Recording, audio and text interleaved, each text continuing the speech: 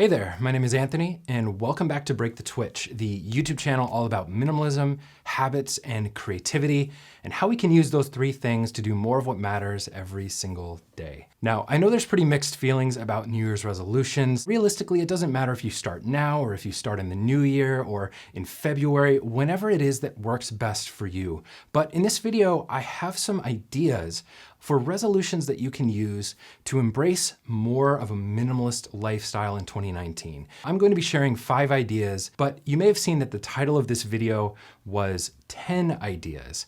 And that is because this video is a collaboration with my friend and the amazing YouTuber Michelle B. She makes amazing videos about intentional living, productivity, how you can bring yourself up after just a rough day, anything like that, a lot of things in a similar vein to Break the Twitch. So what I'm going to do is put a link to her video where she shares her 5 ideas in the description of this video. And you can go check that out after you watch this one. Break the Twitch. All right, so the first idea I want to share with you for a New Year's resolution around minimalism is starting a pickup habit. Now, this is something that you can do every day, or you can do it on a particular day of the week every single week. But you need to resolve to do this consistently. All you need to do is take 5 minutes or any certain amount of time that you want and designate that time each day to just pick things up, do some tidying, and put things away. Keep it really simple. It can be one area of your house or it can be the whole house, but just set a timer and just pick up for 5 minutes.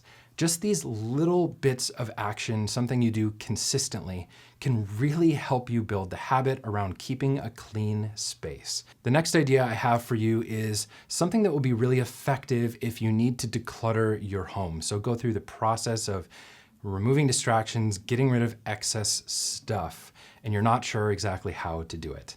You can commit to playing the minimalist game 4 times, so once per quarter. And each game lasts 1 month. So you can do it in January and then do it again in April, so on and so forth. And if you commit to this, you're going to get rid of 2,000 things from your house. The way you do this is you find 1 thing to donate, throw away, declutter on the first day of the month, 2 things on the second day, 3 things on the third day. And by the end of the month, you will have removed about 500 things from your house. So it's an amazingly effective way to actually take action, build up that decision muscle when it comes to what you want and what you don't want, and actually get stuff out of your home. So you can play the minimalist game 4 times, once per quarter in 2019, and you'll see some major impact. Here's another one that goes along with the theme of keeping your space tidy, but it also works well because it's really small. Much like that 5-minute per day tidying habit that you can build over the course of a year, you can keep 1 space really tidy. Create like a special space.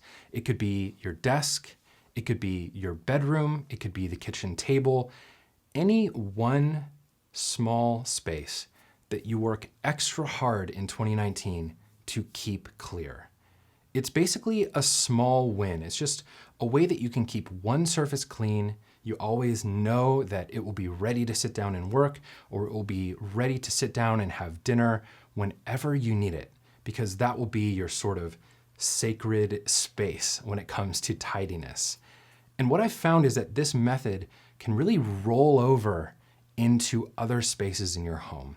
Once you establish the practice of doing this, then it gets really easy to start doing it elsewhere also. Okay, the next resolution idea is pretty simple in that it really only requires you to ask 3 questions whenever you go to buy something new. And those 3 questions are: where will this thing go? Do I have something that already does this? And finally, do I really need this to get started? The first question, where will this go, is simply a question of making sure you have adequate space for the thing that you're buying. Are you buying something that you're not going to have space for it and is going to add to the clutter in your home, or will you have a proper space for it? The second question, do you have something already? It's simply asking this to make sure you're not replacing something or upgrading something that really doesn't need to be upgraded or replaced. Even worse, just doubled up, so you have two things that serve the same purpose. And then of course, do I need this to get started? Deals with something that I call the false first step. It's the way that we tend to buy things like fitness equipment or different things before we actually work to start building a habit.